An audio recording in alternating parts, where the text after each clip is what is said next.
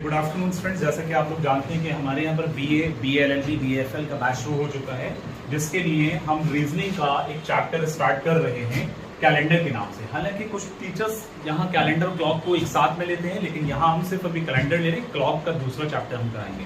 तो फिलहाल कैलेंडर में कुछ इंपॉर्टेंट कोड्स हैं, यहाँ आप देख सकते हैं मोस्ट इंपॉर्टेंट कोड्स इन फॉर्मूलाज, उसकी भी बात की जाएगी आगे। तो फिलहाल यहाँ समझ लें कि मंथ के कोड जो हैं वो किस तरह से होते हैं। मैंने एक स्लाइड्स बना करके यहाँ आपके लिए रखा है, पहले आप लोगों को देखना है, समझना है और सुनना है। जैन, फैब, मार्च का 144 कोड होता है, यानी 144, ये यानी इसको कहा जा सकता है कि 12 का स्क्वायर है। इसी तरह से अप्रैल में जून का कोड होता है 5 का स्क्वायर यानी 025, और इसी तरह जुलाई अगस्त सितंबर का 036, इसका मतलब 6 का स्क्वायर यहाँ पर। और उसके बाद अक्टूबर, नवंबर, दिसंबर का 146 होता है। तो इसको मैंने एक ट्रिक वाइज रखा है, तो इसको याद कैसे रखना है इस बात को जरा समझ लें। इसको याद इस तरह से रखना है कि यहाँ आपका जैन, फैब, अब आपको ये सारे टोटल सब लोग जानते हैं कि 12 मंथ्स होते हैं। उन 12 मंथ्स में आप इस तरह से याद रखेंगे कि 12 यानी 12 का स्क्वायर, 5 का स्क्वायर और 6 का स्क्वायर, इन तीनों में आपस में लड़ाई हो गई और धारा 146 लग गई। अब 12 के स्क्वायर में 3 डिजिट है 144, 5 के स्क्वायर में 025 है, 6 के स्क्वायर में 036 है, और इन तीनों में लड़ाई होने के बाद आपका 146 तीन मंथ के अकॉर्डिंग ये डिवाइड हो जाएगा। तो इस तरह से आप समझ पा रहे होंगे कि ये कोड इस तरह से रहेंगे। दूसरी एक बात ये है कि अगर हम ईयर की बात करेंगे तो ईयर के केस में आप लोग जानते हैं कि एक लीप ईयर होता है और एक ऑर्डिनरी ईयर होता है। तो जब अगर मैं बात करूंगा लीप ईयर की, तो लीप ईयर में 366 दिन होते हैं, ऑर्डिनरी में 365 दिन और 6 घंटे भी होते हैं। लेकिन ये वाले जो 6 घंटे हैं ये रिजर्व में चले जाते हैं। 3 साल तक इकट्ठे होने के बाद चौथे साल में जब 6 घंटे आते हैं तो वहां पर वो एक 24 घंटे का एक कंप्लीट डे बन जाता है। तो जिसके बिहाफ पे वो डे यहाँ आ जाता है और 365 में एक दिन बढ़ जाता है 366 दिन। लेकिन ये तब होता है कि जब फैब के मंथ में 29 दिन बच्चों होते हैं। इसके अलावा अब कई बच्चों का सवाल कैलेंडर के कोर्स में ये होता है कि यहाँ हम कैसे याद रखें, या कोई ईयर आएगा तो हम कैसे पहचान, जैसे 2016 है या 2000 मान लीजिए 18 है, तो हम कैसे जज करेंगे सर कि ये लीप ईयर है कि नहीं। तो बस आपको कुछ नहीं करना, लास्ट के 2 डिजिट हटाओ, राइट हैंड साइड से वंस और टेंस वाले प्लेस को उठा करके 4 से डिवाइड करो। अगर वो कंप्लीट कटता है तो वो 4 का मतलब लीप ईयर होगा। अगर कंप्लीट नहीं कट रहा है, 4 का डिविजिबल नहीं हो रहा है, तो वो लीप ईयर नहीं होगा। फॉर एग्जांपल 2016 में 16 लिया तो ये कंप्लीट जा रहा है, तो उसका मतलब लीप ईयर है। लेकिन अगर 2018 की बात करेंगे तो 2018 के अंदर आप देख पा रहे हैं कि यहाँ 18 डेसिमल में जाएगा, तो ये लीप ईयर बिल्कुल नहीं होगा। एक बात होगी, लेकिन मैंने यहाँ पर ये बात इसलिए बताई क्योंकि जब लीप ईयर के केस रहेगा तो वहां पर जैन का कोड क्या रहेगा बच्चों?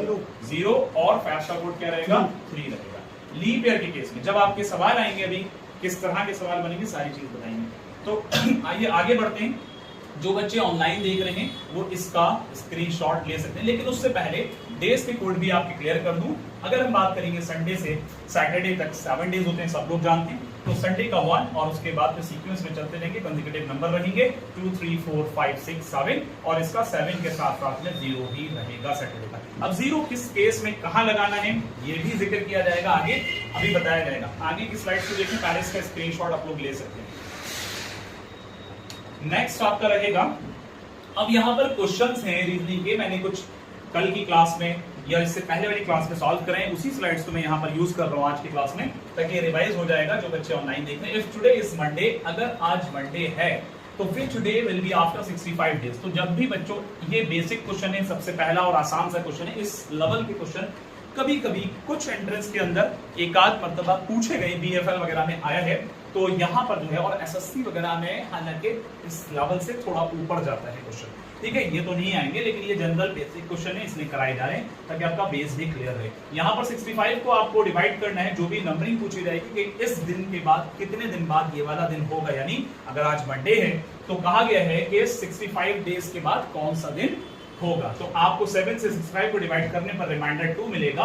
तो आपका काम फिर क्या होगा कि जो भी आज का दिन है उसको आप रखेंगे और उसमें जो रिमाइंडर बचेगा उसको ऐड करेंगे। तो मंडे में जब 2 दिन ऐड करेंगे तो बच्चों क्या आएगा? Tuesday and Wednesday. कई बच्चे इस बात को लेकर कंफ्यूज रहते हैं, जैसे हमारे सहरेश भी कंफ्यूज हो रही थी कल कि मंडे में सर 2 दिन जोड़ेंगे, मंडे और ट्यूसडे। तो लेकिन हमें हमेशा जो लोअर लिमिट वाली कंडीशन होती है, जो इनिशियल वाला होता है, उसको ऐड ऑन नहीं, उसको नहीं काउंट करना होता है, बल्कि उसके बाद से हम शो करते हैं। मंडे के बाद क्या आएगा? Tuesday and Wednesday. बस ये आपका आंसर होगा, इसलिए इसका आंसर ये बनेगा। ऐसी एक और क्वेश्चन लेते हैं, today is Saturday, which day will be after 63 days. अगर आज सैटरडे है तो क्या 63 दिन बाद कौन सा दिन होगा? तो आपने 7 से डिवाइड किया 63 को, तो इसका मतलब यहाँ पर रिमाइंडर क्या बच रहा है बच्चों? 0 बच रहा है। तो जब रिमाइंडर 0 बचेगा, मैंने क्या बात बताई अभी कि इस तरह के क्वेश्चन में हमेशा हम जो आज वाला दिन होगा, इफ टुडे सैटरडे, अगर आज सैटरडे है तो सैटरडे में 0 को प्लस करेंगे तो सैटरडे ही आएगा। तो इसलिए यानी सैटरडे का कोड खुद 0 है, वो एक अलग चीज है, लेकिन यहाँ पर हम सैटरडे में 0 को प्लस कर रहे हैं तो कुछ नहीं पड़ेगा, इसका मतलब सैटरडे आंसर हो जाएगा। बात समझ में आ रहे सबके? नेक्स्ट क्वेश्चन आपका रहेगा, if today is Friday which day will be after 100 days. Simple सा है कि अगर आज फ्राइडे है तो कौन सा दिन 100 डेज के बाद होगा? तो देखिए हमने यहाँ सॉल्व किया है कि 7 को 100 से डिवाइड करने पर आपका रिमाइंडर 2 जाता है, और आज का दिन कौन सा था? फ्राइडे था। आज का दिन कौन सा था बच्चों? फ्राइडे था। तो जाहिर है कि फ्राइडे के अंदर हम 2 को ऐड करेंगे, तो फ्राइडे में 2 को ऐड करेंगे तो Saturday and Sunday, your answer will B Sunday. Clear है? जो बच्चे ऑनलाइन देख रहे हैं उनके समझ में आ रहा है अच्छे से? Very good. अब जितने भी बच्चे इस चीज को देख रहे हैं, या जो बीए, बीएफएल और बीए, बीएड के कोर्स है, या एसएससी वगैरह के भी जो प्रोफेशन कर रहे हैं, वो सारे बच्चे इस चैनल पर अगर न्यू हैं तो उसको सब्सक्राइब करना ना भूलें। उसके अलावा इस वीडियो को शेयर जरूर करें ताकि दूसरे बच्चों का भी कहीं ना कहीं फायदा हो। ठीक है, लाइक जरूर करें ताकि हमें मोटिवेशन मिलता रहेगा। बाकी कमेंट करके ये बताएं कि अगर कहीं कोई कंफ्यूजन है या कुछ हम और इसमें बेहतर कर सकते हैं तो वो कमेंट कर सकते हैं आप। ठीक है, यहाँ पर आगे देखिए, if today is Tuesday which day will be after 43 days. अगर आज ट्यूसडे है तो कौन से दिन के बाद, 43 दिन के बाद, यानी 43 डेज के बाद कौन सा दिन होगा? तो सैरिश, उमर, तानिया, जितने भी बच्चे सुन लीजिए, यहाँ पर हम 43 से डिवाइड करेंगे तो 43 से इस जगह किया हमने, 43 से डिवाइड करने पर 7 6 42 1 बचेगा रिमाइंडर। तो आज का दिन क्या था बच्चे? ट्यूसडे। तो ट्यूसडे में 1 को जोड़ेंगे, वेडनेसडे आ जाएगा, तो इसलिए आंसर आपका वेडनेसडे हो जाएगा। नेक्स्ट क्वेश्चन रहेगा, if today is Friday which day will be after 72 days. अगर आज फ्राइडे है तो कौन सा दिन 72 डेज बाद हो? बात समझ में आई? 72 डेज के बाद कौन सा दिन होगा? तो यहाँ हमने करना है फ्राइडे को, यानी हमने 72 को डिवाइड किससे करना है बच्चों? 7 से। तो 10 टाइम्स आएगा तो 70 होगा, जाहिर है 2 बचेगा, तो फ्राइडे में 2 को प्लस करेंगे तो सैटरडे एंड संडे, आपका आंसर। इतना क्लियर? कोई कंफ्यूजन किसी को? अब इसके बाद हम आगे बढ़ते हैं, तो यहाँ पर अब आपको मैं कुछ और फॉर्मूले बताता हूँ जिस लेवल के क्वेश्चन एबीयू, जेएमआई और एसएससी वगैरह के अंदर आते हैं, वो अब क्वेश्चन आगे शुरू होने जा रहे हैं। ठीक है, आप लोग अच्छे से देखिएगा। जो यहाँ पर हम क्वेश्चन कर रहे हैं, आप पूछा गया which day was on 26 Jan 1950। तो आपका एक फॉर्मूला है D + M + C + Y + LY divided by 7।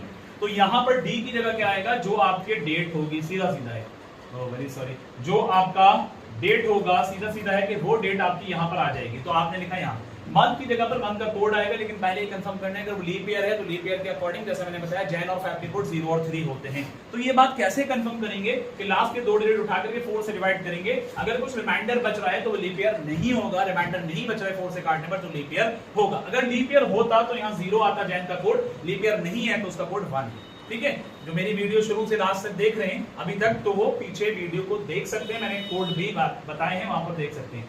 यहाँ आ गया इसका कोड 1। उसके बाद अब सी की जगह पे सेंचुरी, और सेंचुरी जो है 1900 से लेकर के 1999 तक का कोड होता है 0, तो ये आ गया 0। फिर उसके बाद ईयर की जगह पे लास्ट के 2 डिजिट आएंगे, और फिर इसमें LY की जगह पर बच्चों क्या आने वाला है?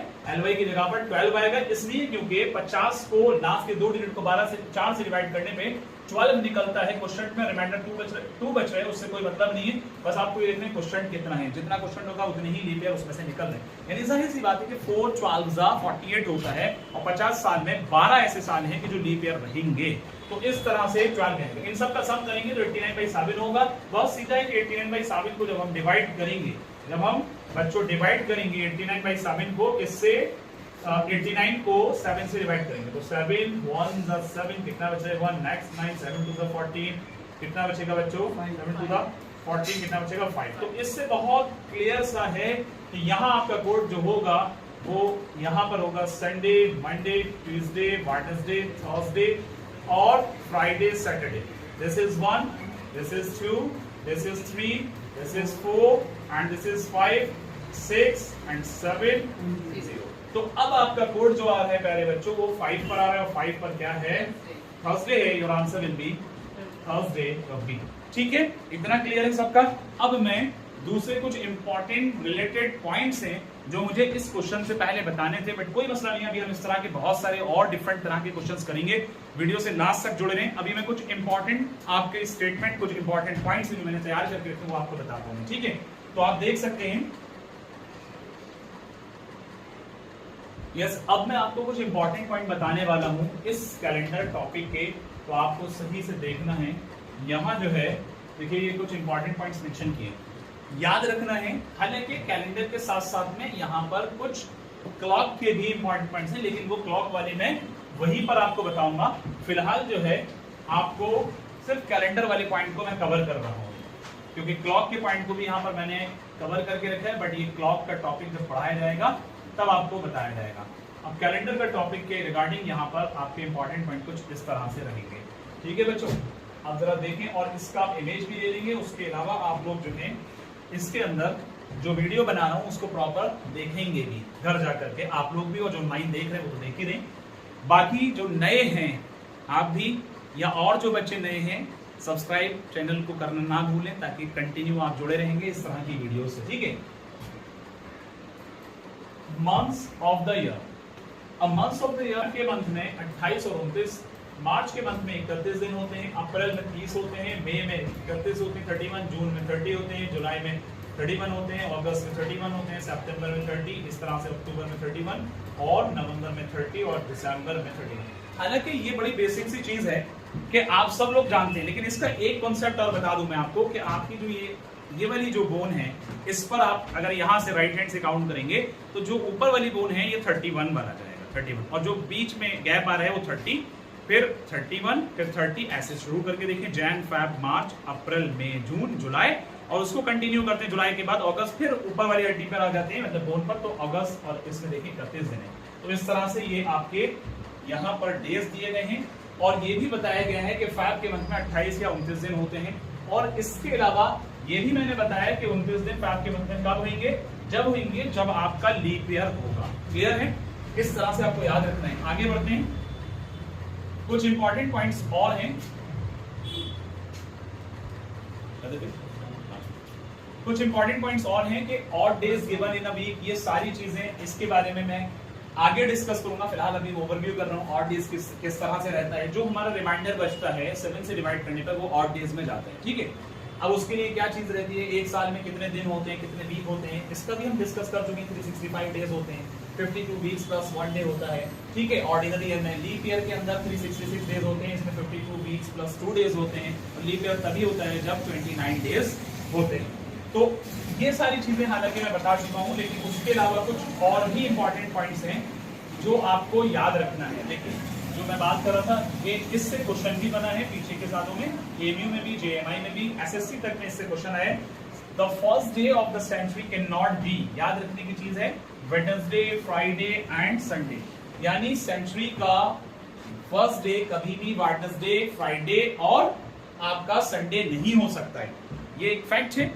ये कुछ पॉइंट्स उसी हिसाब से बनाए गए, आप लोग को याद रखना है, इस पर क्वेश्चन आ जाता है। उसके अलावा the last day of the century can not be Tuesday, Thursday and Saturday. ये चीजें याद रहेंगी कि फर्स्ट डे किसी भी सेंचुरी का first day Wednesday, Friday, Sunday नहीं हो सकता। इसके अलावा ये वाले डेज इसके हो सकते हैं।